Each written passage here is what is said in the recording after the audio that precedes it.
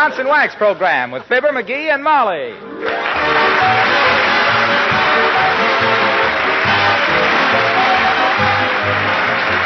The makers of Johnson's Wax products for home and industry present Fibber McGee and Molly, written by Don Quinn and Phil Leslie, with music by the King's Men and Billy Mills Orchestra.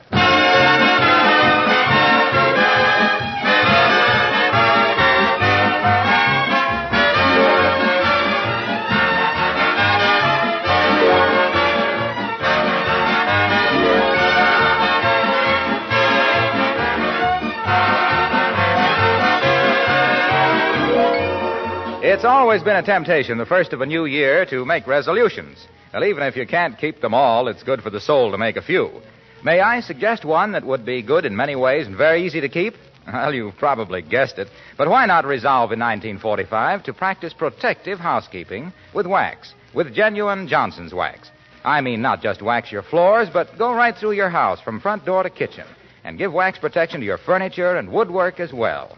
To your windowsills, lampshades, ornaments, your refrigerator, picture frames, leather goods. The coat of wax protects all these surfaces from wear, makes cleaning ever so much easier, and adds immeasurably to the beauty of your home. Raise your right hand. In 1945, I will practice protective housekeeping with wax. Thank you.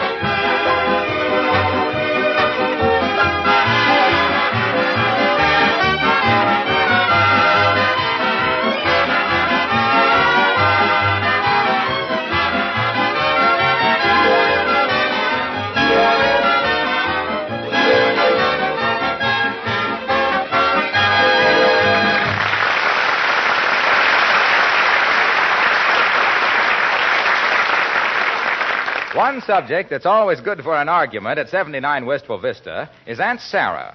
Mrs. McGee thinks she is a sweet, lovable old darling. And what Mr. McGee thinks of her shouldn't happen to a dog. You'll see what we mean as we join Fibber McGee and Molly.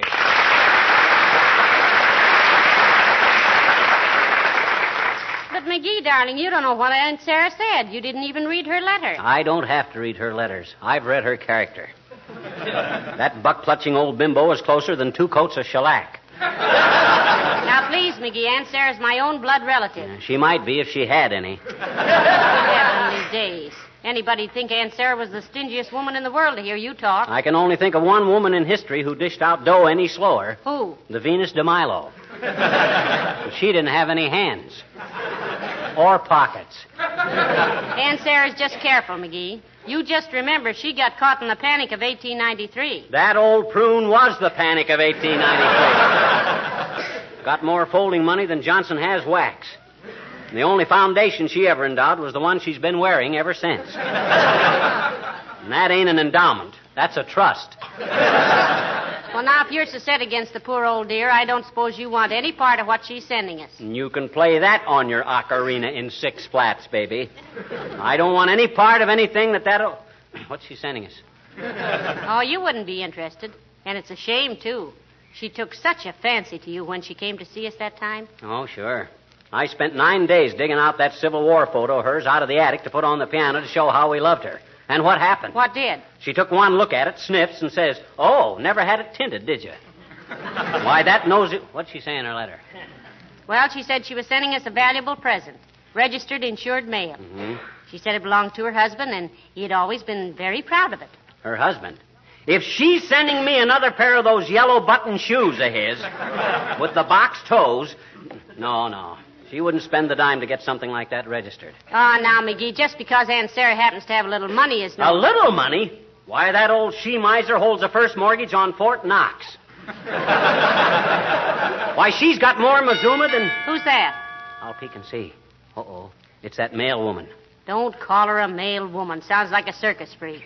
Say the woman who delivers the mail. It's too cumbersome. Why not just the baguette like we used to? Well, all right. Come in. Hi, sis. You got some mail for us? No, I'm just going around ringing doorbells for the fun of it.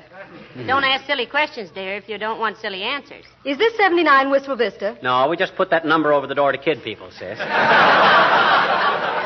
This is really the Empire State Building. McGee. Well, she was asking silly questions herself, too. Just a formality, sir. Is this lady Mrs. Molly McGee? I am that. Have you any identification, madam? She's got a small scar on her elbow from getting it caught in the ringer, sis. We also had some x-rays of her teeth, but we used them for Christmas cards. You know, don't be down in the mouth. Have a Merry Christmas. I'd prefer a ration book or a driver's license or something similar. My goodness, I know the United States mail must go through, but must it go through all this? I have a very valuable consignment for you, madam. I'm responsible for delivering it to the proper person. Oh, my wife is proper, all right, sis. She'd rather eat a dry hamburger than spank the bottom of a ketchup bottle in public.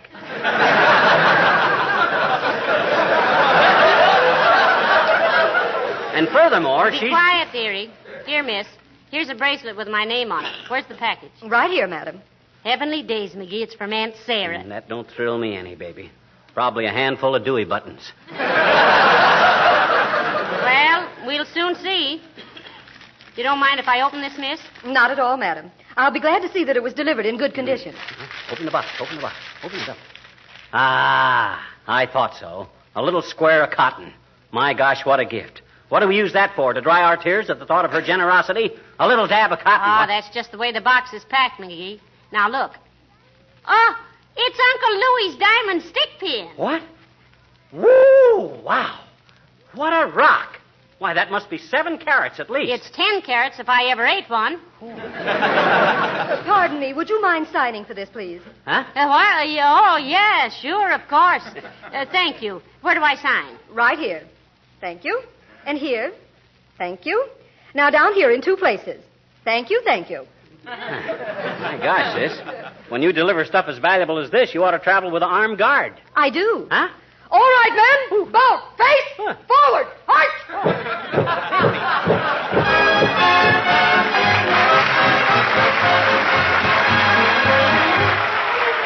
Billy Mills and the orchestra play the Carioca.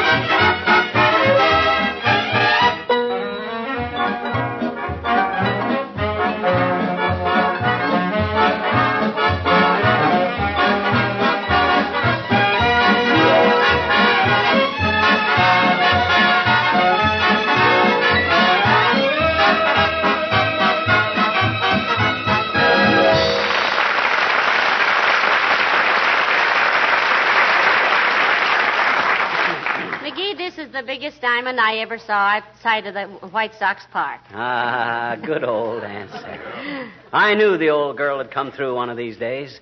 My gosh, a 10-carat diamond. Say, haven't you changed your tune about Aunt Sarah? It's the same tune. I just fixed up the lyrics a little. Ah, great old gal, Aunt Sarah. I'm happy to admit I was wrong about her.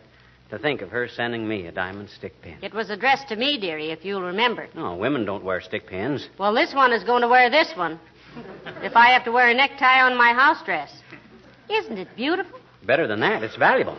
My gosh, diamonds must run about $1,000 a carat, and they get valuabler as they get bigger.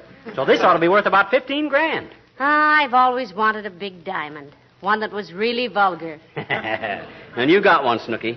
If you had this thing in a ring, you'd have to wear your arm in a sling. Ought to be carried over the shoulder in a pair of ice tongs. I never saw such a rock. Oh, hello, Alice. Look what Aunt Sarah just sent us. Yeah, a 10-carat diamond, Alice. Peek through your fingers at it. It ain't equipped with dimmers. Creepy, Whiskers, isn't that beautiful? Oh, who did you say sent it to you? My Aunt Sarah, Alice. Yeah, our favorite relative, Alice. Grand old girl. One of the best. Aunt Sarah. Isn't she the one that Mr. McGee is always saying that she's A human piggy bank with a built-in grunt? Yeah. She's the one. Well, my gosh, when a guy admits he was wrong, why And he always gave me the impression that she was... Going to sell her house and go live in her safe deposit box? Yes, he often said that. Okay. My gosh, can anybody take a joke? Gee whiz. I was always very fond of Aunt Sarah, in my quiet way. Well, it certainly is a gorgeous diamond, Mrs. McGee. I never knew oysters grew diamonds that big. Oysters grow pearls, Alice. Jeepers, pearls, too? Why, the versatile little things. No, Alice. Diamonds come from... They're grown, and the diamonds are a product of... They come from... Aunt Sarah. Yeah, people give them to you.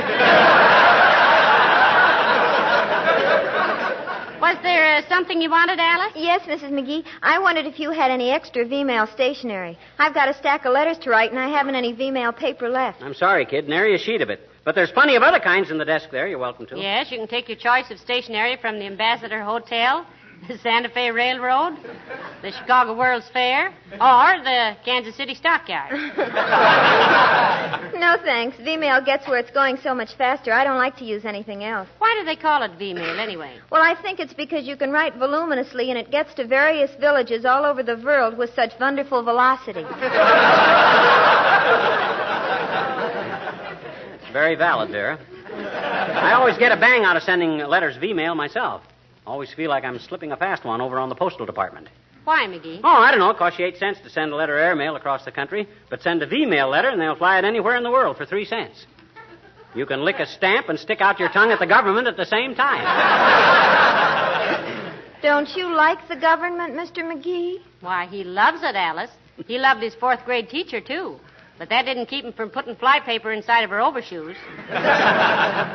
He has a wide strain of mischief in him, and it is a strain. Well, gee whiz, the guy's Well, I guess I'd better get to the drugstore and get some V-mail stationery. I owe Jimmy Thompson another letter this week. Another letter? 2 in 1 week? 3. You see, I used to go with Jimmy in high school. Oh. He was captain of the football team, the track team, and the basketball team. 3-letter man, eh? Yes, so why should I cut him down now? Well, goodbye now, and take good care of that ice cube.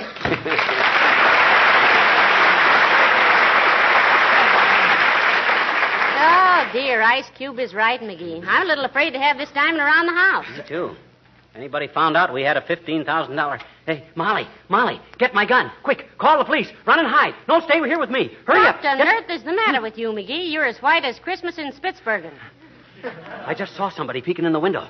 Tough-looking mug. Ugly puss on him. Gangster type. My goodness, which window? That one right there. You call the police while McGee, that's not a window, that's a mirror. Huh?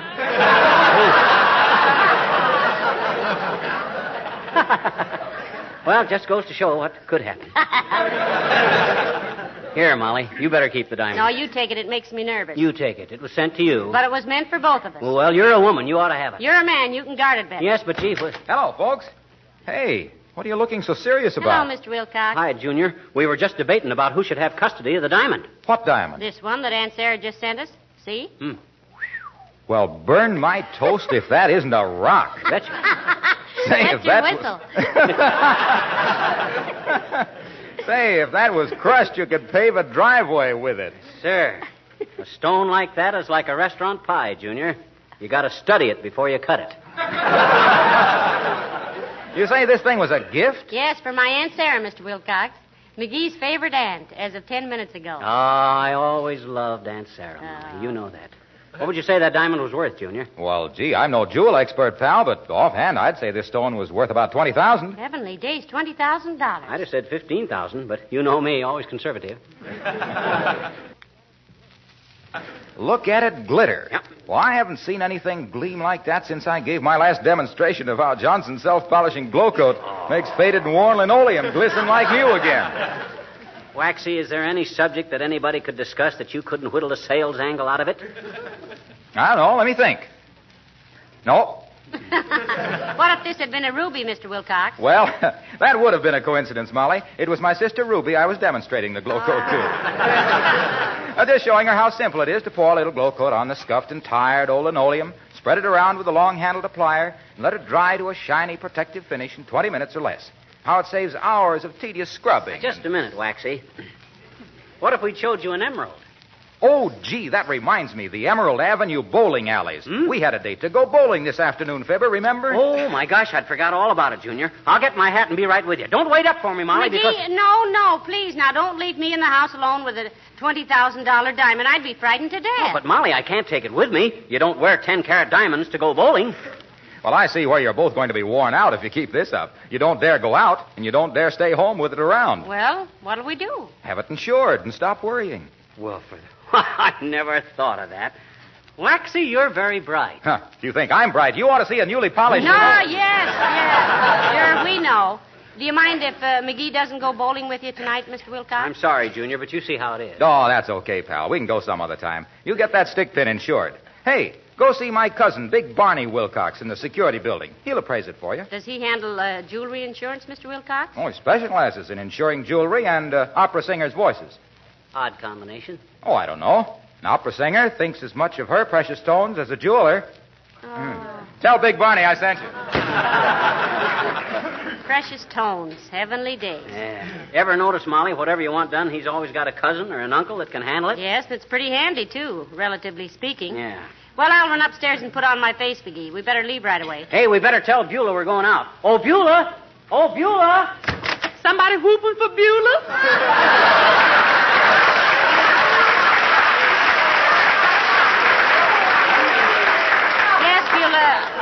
Mr. McGee and I have to get downtown right away, but we'll be back for dinner. Okay, ma'am. In case somebody call up while you're gone, you want me to take the backwarding address?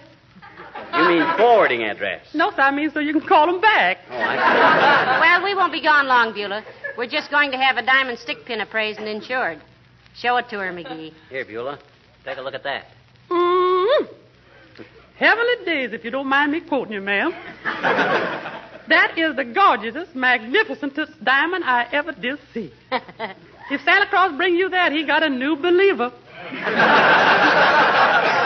No, my Aunt Sarah sent us that, Beulah. Aunt Sarah? Mm-hmm. Excuse me, ma'am, but ain't she the one Mr. McGee always saying she's as tight as a string on a tennis racket? I'm just kidding about that, Beulah. Aunt Sarah is really a wonderful person. Sweet, generous, really lovable. That's a revised estimate, ain't it, sir? Slightly, Beulah. But who wouldn't revise their opinion of somebody who sent them a diamond like this? Oh, you sure got something there, ma'am. I wish Ira could see this. Ira? Yeah, I said that's my finance. You mean fiance, Beulah. Finance refers to money. So do Ira, with the deepest respect. He think we ain't got enough yet to get married on. He pretty cautious about money, Beulah? Yes, sir, he is. He's a real nice boy, Ira is, but sometimes I wish he would fling a little.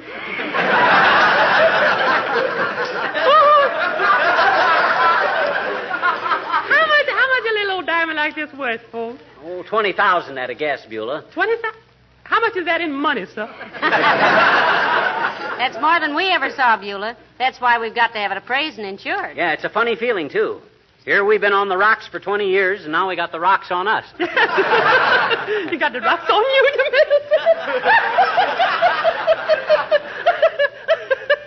mean? Love that man.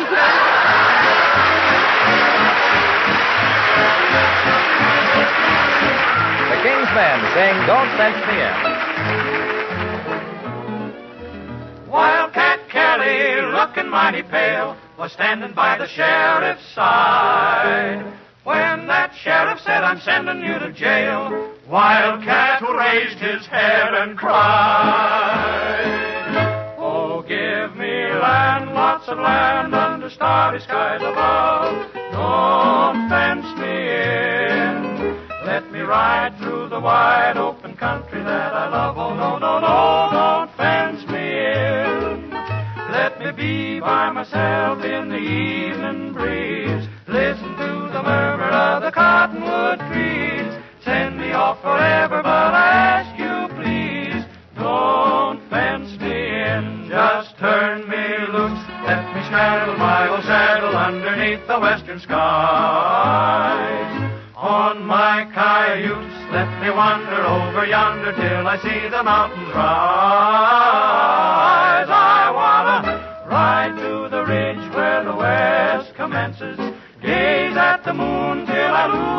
my senses.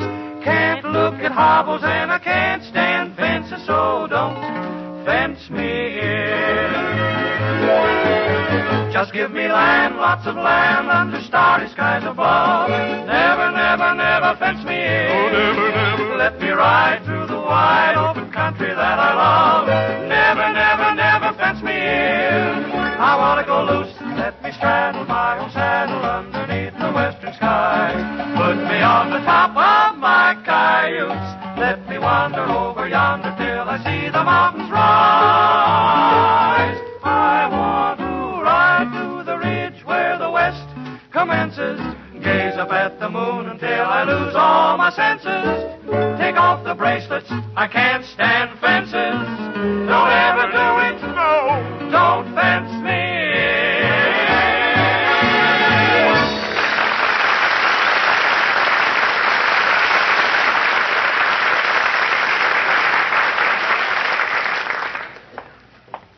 Goodness, McGee, I never saw so many insurance offices in my life. Why are they all in the same building? I don't know. I suppose they all get in the same building so they won't be bothered by insurance salesmen. Yes, but... Well, hello there, Molly. Hello, Rumpelstiltskin, with the emphasis you know where. Hello, Dr. Gamble. Hi, Doc, you old tummy pumper. What are you doing in an insurance building? Making a deal with them before you knock off a couple of patients? Why, McGee, what a horrible thought. The idea of his even thinking is horrible enough, Molly. As a matter of fact, Lemonhead, I was paying the premium on my own insurance. Do you find anything sinister in that? Yes, because you must have cheated to get any insurance in the first place. According to the charts, a guy of your weight ought to be 12 feet tall. Ah, listen to Skinny McGee. Yes, listen to Superman, spelled with 2 P's. Did you ever try leaving the table hungry? Did you ever try leaving the table hungry? No. Do you ever leave in the middle of a movie? Oh, movies aren't fattening, McGee. They're broadening, though, dear. And from the looks of him, he spent the best years of his life sitting through double features. Well, you're about 4 axe handles across the pistol pockets yourself, Charlie.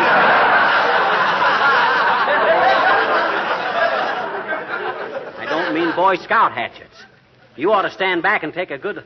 Hey, look what Aunt Sarah sent us, Doc. We're going to get it appraised and insured. Well, it's a very pretty stick pin. What do you mean, a pretty stick pin? That's the doggonedest biggest diamond you ever laid your big fat eyes on. Yes. I'm deeply impressed, McGee. Now what do? Tiptoe away with my hat in my hand? Well, I thought it was pretty nice of Aunt Sarah to send it to us, Doctor. You remember me speaking of Aunt Sarah, Doc? That wonderful aunt of ours with all the O'Day? We're very fond of her. Yes, I've heard you speak of her, you little hypocrite. You said she was the now, worst... just a darn minute, Gamble. Never mind what I said. I won't have anybody disparaging Aunt Sarah. Even me. We better be on our way before it gets too late, McGee. Yeah, well, we'll see you later, Doc. Got to get to the appraiser before he closes up. That's a one-sided worry. You could get to the Dutch East Indies before you close up. Bye.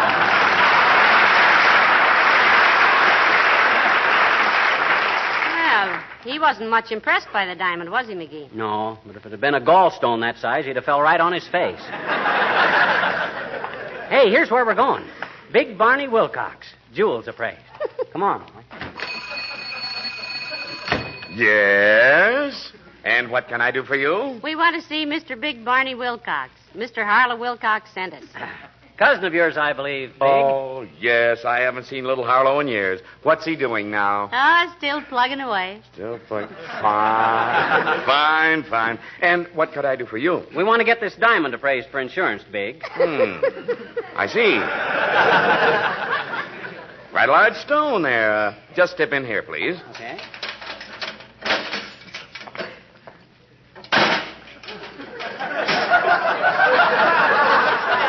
Heavenly days, a burglar would have a hard time breaking through that door, wouldn't he? Yes, he would. Be much easier to come down through the ceiling. That's just plaster. Now then, you want this stick pin appraised? That's the idea, Big. Just estimate it to the nearest $5,000. That's near enough. Mm-hmm. Now, wait till I screw this glass in my eye. Mm-hmm. Now then, this won't take but a moment. Mm-hmm. This diamond was sent to us by a wealthy aunt. Hated to leave it around the house without it being insured. And we didn't like to carry it around either. Not that we couldn't get another one if we wanted it big. This aunt of ours has got all the dough in the world except a few bucks that are being spent on the war effort. Wonderful old girl, heart of gold. Are there any flaws in the diamond, Mr. Big Barney? There aren't, eh? My goodness, this suspense is killing me.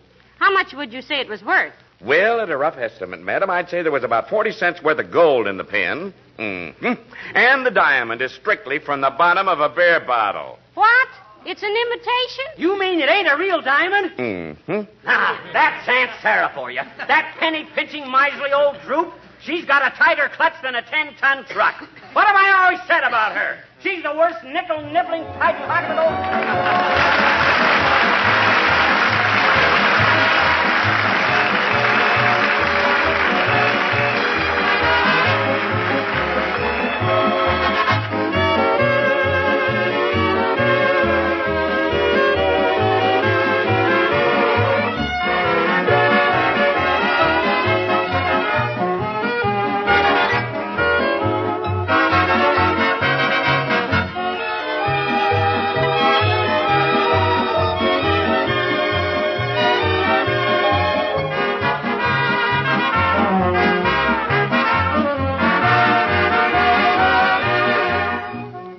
Winter must have been a very trying time to our grandmothers in the days when kitchen floors got scrubbed once a week, and please don't track up my floors was such a familiar request. How grateful those earlier housekeepers would have been for Johnson's self-polishing glow coat. Imagine not having to worry about wet feet tracking across the linoleum or things spilled. If there's a protective shield of glow coat on the floor, you can relax because spilled things wipe up in a jiffy, and the actual linoleum surface is protected against moisture, dirt, and wear. The regular use of glow coat makes linoleum last 6 to 10 times longer, and of course keeps it bright and colorful all during its long life. And that's besides the major job of saving you work. Because it's self-polishing, glow coat needs no rubbing or buffing. Shines itself while it dries in 20 minutes to a colorful luster. Yes, our grandmothers would have been mighty happy about Johnson's self-polishing glow coat.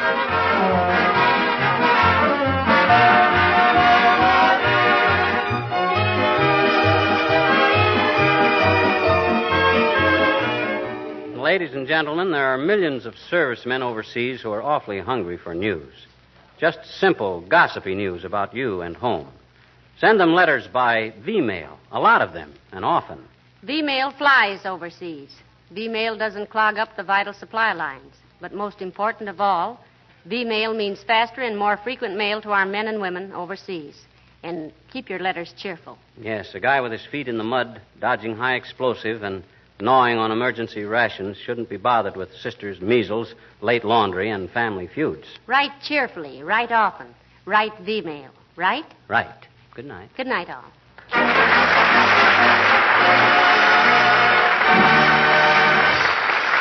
This is Harlow Wilcox, speaking for the makers of Johnson Wax Finishes for Home and Industry, inviting you all to be with us again next Tuesday night. Good night. This is the National Broadcasting Company.